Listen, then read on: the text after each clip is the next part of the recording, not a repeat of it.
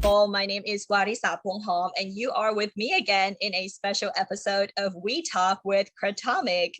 An MUIC student startup team goes by the name of Kratomic, who has shown their competence in pitching an incredible startup project that will solve social issues. What is the project actually about? Well, let's have the team themselves answer that question because I am now speaking to the Kratomic team members. Welcome, everyone. สวัสดีค่ะ How are you guys doing? We're great. I think we're very hyped. Yeah. Amazing. That's great. And can each of you please introduce yourself? So my name is Dasha. I am a third-year student at MUIC in the Food Science and Technology Bachelor. And thank you for having us. My name is Stay. I'm a fourth-year finance student doing my last term here. I'm actually doing an internship at a consulting firm. It's nice to be here. Then I guess it's me. Hi, everyone. My name is Erica. I'm also a food science and technology student, third year, just like Dasha and Nina. We met in food science, so that's really great. And finally, we have. Okay, I'll go next. So I'm Nina or Intira. I'm a third year as well, same as Dasha in food science and technology and at MUIC. It's nice to have all of you guys here and very nice to meet you. And as I've mentioned earlier, recently your project was selected to participate in an international competition called the Hult Prize, which I want to say congratulations. You guys are amazing. Thank you. And Thank you so much. Congratulations. And can you please tell everyone what the Hult Prize is? Yeah, absolutely. So Hult Prize is an annual competition that crowdsources ideas from university students to solve the most pressing social issues, whether it's issues of hunger, poverty, malnutrition, or maybe even the environment. And so students are challenged to create and grow their startup and compete for a seed fund of $1 million. And this competition is actually extremely prestigious. It is endorsed by President Bill Clinton, and it is even considered to be the Nobel Prize for university students. So each year, a thematic challenge is given out. And this year, the challenge was food for good. So it inspired students to create a startup that solves any kind of food-related issue. Oh, wow, that's so cool. Yeah, so I think we are the perfect people to solve this problem because we're food scientists. And, you know, like every team, we need a finance student, a finance specialist, and that's why Faye is here. Such a great team. And you guys, I'm sure you guys make a great team. I'm sure we do. So, well, I've read about your startup projects, and actually before Kratomic, it was Ditus. So can you guys maybe give a brief touch about Ditus? Yeah, absolutely. So actually, we entered the Hult Prize competition with Ditus, and most of the time in Hult Prize we spent was, working on Ditus. So Ditus was a startup that aimed to farm snails and provide Thai people living in poverty with snail meat, because snail meat, as we found, is an extremely good source of high quality protein. It is extremely cheap and it is very accessible. One day, we were having dinner at this super nice French restaurant, and we ordered escargot, and we realized, oh, these are snails, and they were so expensive. I think it was about 400 baht per plate with these 5 little snails. And to us, that was insane. That is such a high price for something that is so abundant and something that is so healthy and can possibly benefit so many people who suffer from anemia or, protein deficiency. So we decided to work on snails. Oh, wow. Well, that's so and cool. I think, Okay, go ahead. I think it'll be easier to elaborate that Hult Prize have many layers before we could enter this round. So the first round is the campus round where we have to get the first place on the campus, Mahidol, to advance to the next round, which is the digital accelerator, the regional. Yeah. Right. The regional, which is the top regional, we are in the Impact Summit, the Bangkok regional. So like anyone can join this regional, like whether it's people from Japan, people from all around the world can choose to come to Bangkok to compete. And we have to win this round, get the first of the regional to join, to advance to the digital accelerator round. That's when we complete all the milestones, right? And I think the regionals is honestly probably the most intense round, because for us, we went up against 64 other teams. And these weren't just bachelor students like us, those were master students and even PhD students who had amazing inventions and amazing ideas. So honestly, it's a very humbling and a very exciting experience to see ideas from all over the world. I think you guys are so great, and you guys are so fortunate and so talented to be in this position that you guys passed the regional to go to the global platform competition. Congratulations again. I really mean it. You guys are incredible. Thank you. We are really grateful for the snails. We're going back to the snail. Yeah. And talking about the competition, like from the Bangkok, the Impact Summit in Bangkok to a regional competition, how did it feel to be a part of all the contests, from regional to global contests, and any pitching experience or just any kind of experience really at the competitions that you want to share with everyone? I think all of us can answer that, right? Yeah, we will chip in a little. Yeah. But I think this year it's pretty unique because of COVID. So it's become all online. Usually it's in person, you have to go pitching in person. And this year, the Bangkok Impact Summit, it's held by AIT, the Asian Institute of Technology, right? Yeah. So usually people will fly from all over the world who chose to participate in this Bangkok Summit. They will stay at AIT, they will present, pitch at AIT, and that's how they get the top winner. But this year is unique in the sense that it's because everything turned online. So we work from home. We see people from around the globe still, but in a virtual space. So I think a lot of new skills that we learned is pitching in front of the cameras, public speaking. Yeah, and actually, to add on to that, actually, we started off this was the first time we were ever pitching in terms of an entrepreneurship setting. So we were going into the competition with little to no knowledge or experience in these aspect. And so throughout the whole journey, we really learned a lot, and we gained a lot of skills throughout the whole thing. And we have a thing called Pitch Friday. It's hell. Do you guys remember that? Yeah, something. Actually, yeah. Every single Friday at the accelerator. So actually, I think to backtrack a bit, after we passed the regional round, we got invited to the accelerator. And it is this program, it's held in the UK at Ashridge Castle. So, we were so fortunate. We got to live at a castle for 5 weeks, and we got to work with global business leaders, people from Harvard Business School, from EY, really people that you would never think you'd get to meet. And we were so extremely lucky to see them. And billionaires, investors. Yeah. So people who own cars that you would never think of. Yeah. So every Friday out of those 5 weeks, we had to pitch in front of a huge crowd. I think it was about maybe 100 people, 150 people. So each week you're pressured to create this, what was it, 5-minute pitch, 10-minute pitch? 4 minutes. Four. Oh, 4. It's longer than I remember. But yeah, it's an extreme amount of pressure and stress, and it's definitely nerve-wracking, but it's very exciting and fun at the same time. Well, I can't imagine how that would be. So, it's nerve-wracking, as you said, and I can't imagine how excited it would be to be in front of everyone, right? And to show your perspectives, what you think is good for the world. That's so great.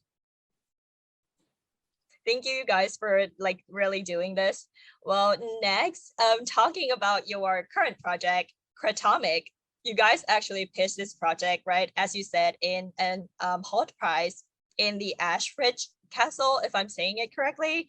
And how did you come up? What is Kratomic, and how did you come up with this cool name? When I heard it, I think it really gives an impact.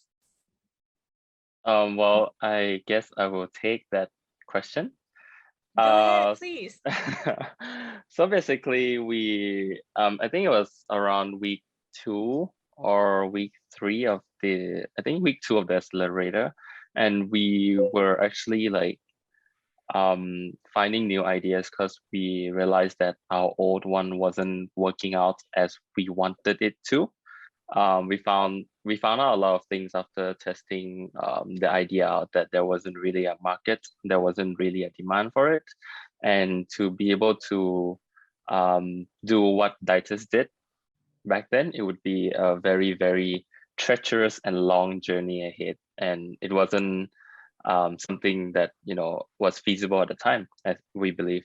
So in the midst of finding a new idea, we were just looking around, and we take advice from those around us. And I think that one that's like stuck with us the most was like, look for problems that are the closest to you. Look for things that are around you. So funny story, basically.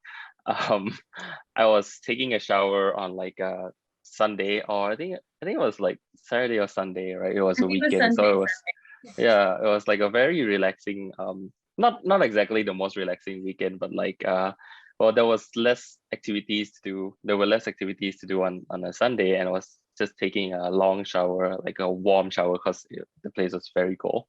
So I was thinking back, like in my part where I'm from. So just to give you a little more information, I'm from Krabi, from the south, and Nina herself is also from the south. She's from Tra, right?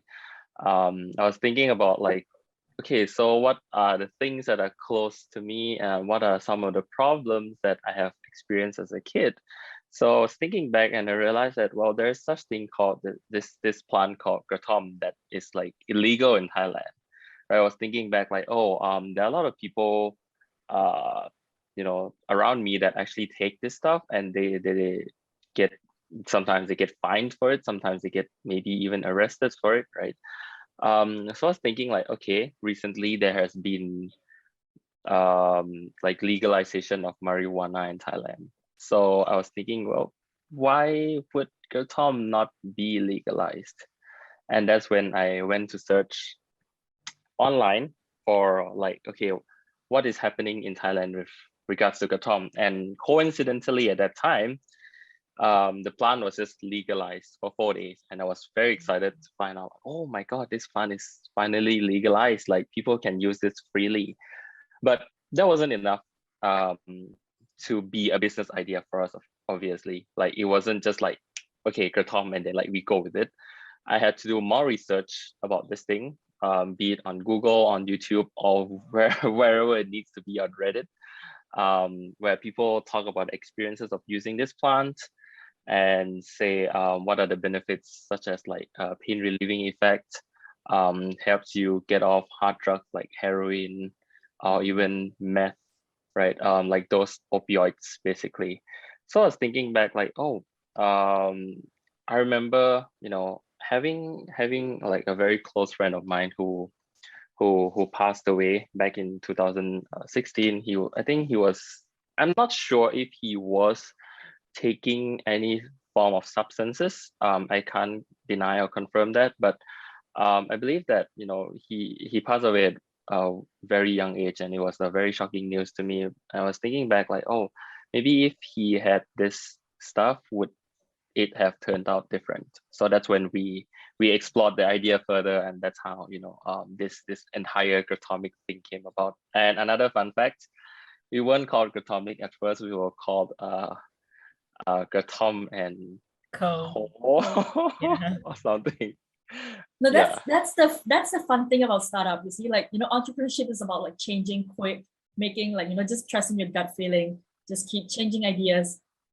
So like you would not stay with one idea, you just keep transitioning until you find the right spot.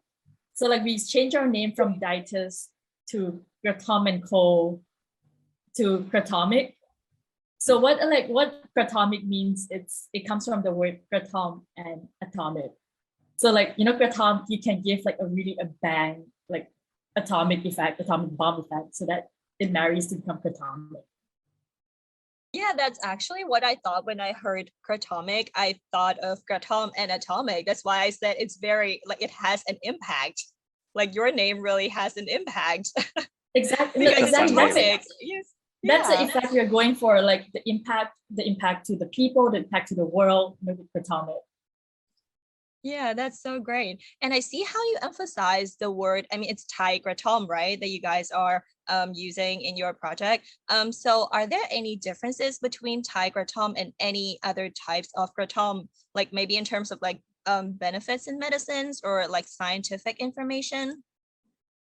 Yeah, so Well, actually, yeah, I okay, can take Erica, please. it. Thank you. Okay, so actually, kratom is an herb that's native to Thailand, Indonesia, Malaysia, and also Papua New Guinea. And actually, like this herb is, as mentioned by Tay, was used in, like it has energizing effects and it also has like opioid-like pain relieving effects. And so, like, from different countries, different strains have different like effects on people. And the Thai one actually has a more, it's more potent in its nature, and so like it gives a more pain relieving effect on people, and also in like smaller doses it also energizes people.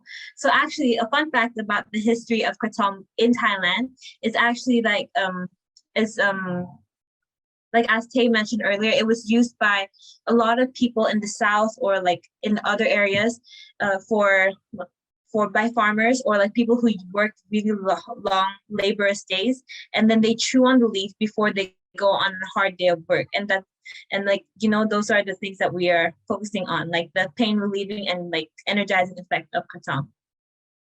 And those are the things that are very important in medicine, like medical fields as well, pain relieving, right? And how do you plan to distribute and market Thai kratom to the US? Or Well, maybe right to the now, international platform? yeah, that is the ultimate goal of our startup anyway, right? So right now we are in the midst of in the process still of creating our own identity, as well as like looking for ways to develop the product, because we believe that right now there are a lot of players in the kratom market in the United States alone. I believe that the market is already worth upwards of $1 billion in the United States. So it's a huge market, and there's like an entire association that is run by, I think, volunteers and people that is dedicated to promoting the use of kratom. So we want to get in there, like going back to your question about what's the difference between our kratom, like the Thai kratom and Indonesian kratom, right? I think the only difference between them is that Indonesian kratom is more well known and Thai kratom is less well known. That's because this is going back to the law, because Indonesia has legalized kratom a long time ago. That's why they can produce it, they can modify it, and they can export it out of the country. But Thailand, unfortunately, we have banned it for 78 years, and we have just legalized it this year. So it's a still very, very small and growing market, and it's rapidly growing already in Thailand. So like right now, to our plan, going back to your question, to go to the US, we really need to differentiate ourselves. We cannot just be like, hey, this is Thai kratom and it's better than Indonesian kratom, because people don't buy that. Right? We need to get the three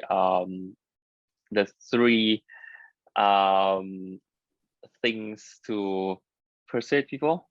Is it pathos, lagos, and ethos or something, Ethos. right? So we need to get like some really big names on the company to endorse the product, as well as like differentiate the product. And I think that's the job of these three lovely ladies here to actually like help propel the development forward, because I don't think I'm gonna be in the lab to help much, because I don't know anything about food science. Absolutely. Thank you, Thay. Because like I would say he was mentioning about big names and who we have as support system and how we can differentiate Thai kratom. it's arguable that we say like Thai kratom, it's better than other species because of the acidity of the soil and the area in the south, like Chumpon, Krabi, that actually grows really good high potency kratom, right? So what we have with us, we are actually really well connected, and we connect with professors from University of Florida, Dr. Christopher McCurdy. And he's someone who's an expert in kratom, who has been researching kratom for the past many years. And he's also like the president-elect of the American Association of Pharmaceutical Scientists in the United States, and like the consultant of the FDA drugs himself. So he's super big on this, and he believes that kratom can actually help people in the States to elevate, to wean off from opioid addiction, which is a huge problem, productivity problem, economic problems in the States. And that's what we differentiate ourselves from. It's like we're not going really for the leisure effect, but really for the medicinal and for good cause.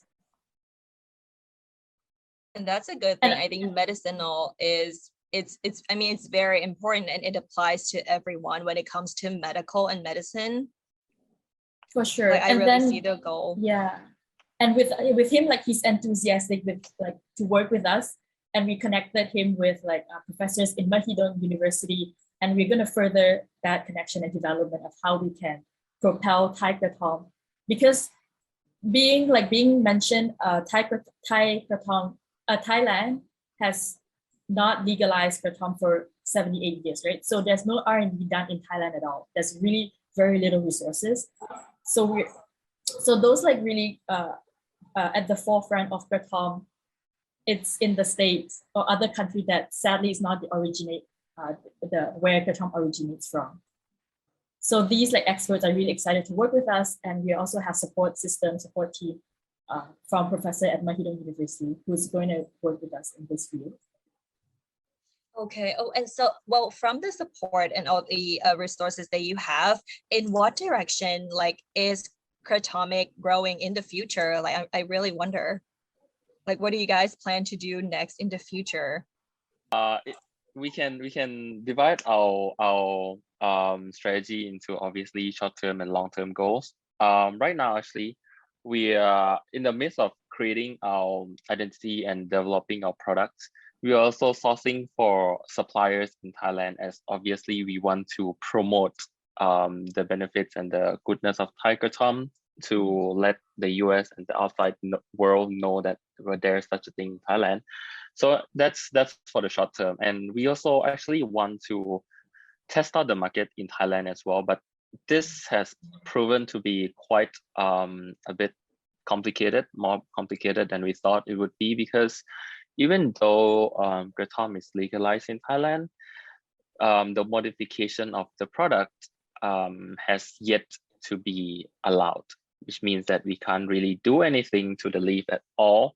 And if we do make it into, like, let's say powder or tea, we can't really sell it because that is going against the Food and Drug law in Thailand. So yeah, right now that, distributing in Thailand part is put on hold, but still we are developing like the direction that we want to go in Thailand, because the direction that we want to go in Thailand is more towards lifestyle products that will probably go on the same direction as things like tea or coffee, because these products like kratom, they have very similar effects to caffeine.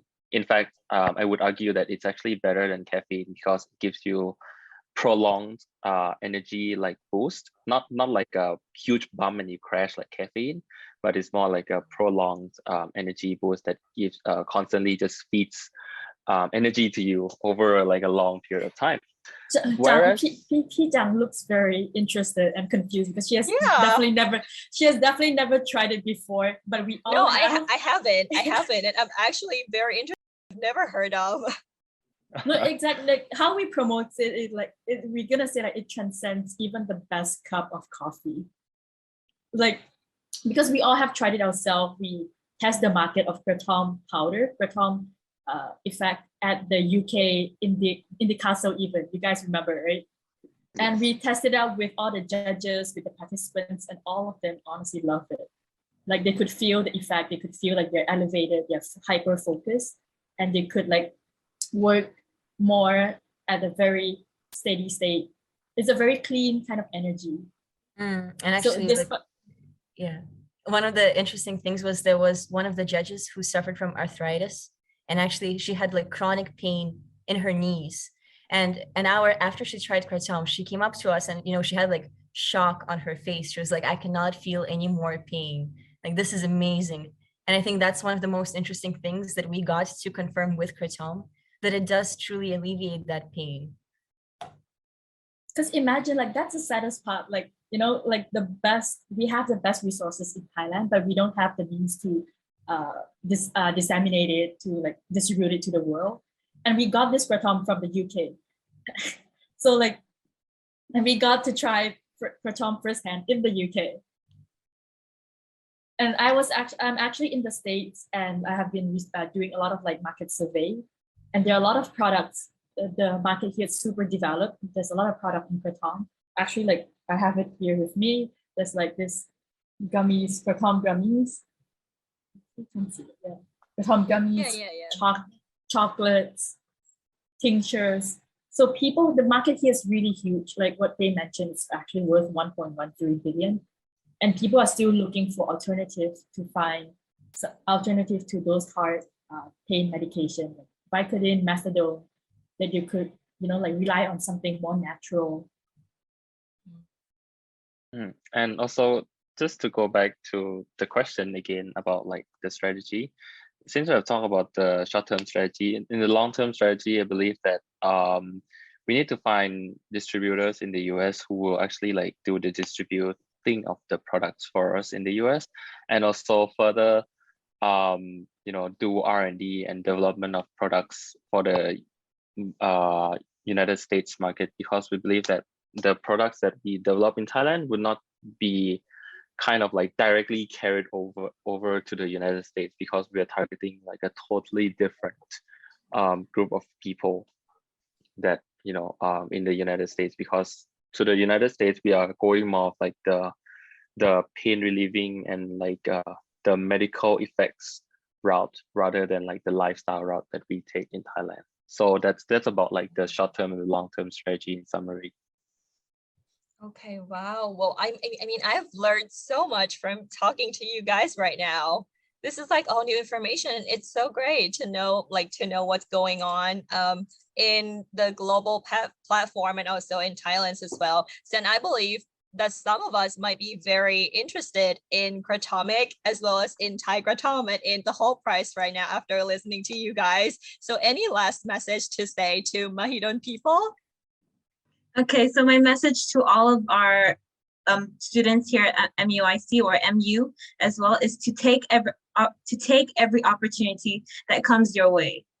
And if something doesn't work out along the way, then you just keep trying with something new and something else, and you will be where you are meant to be. Yeah, that's wonderful advice.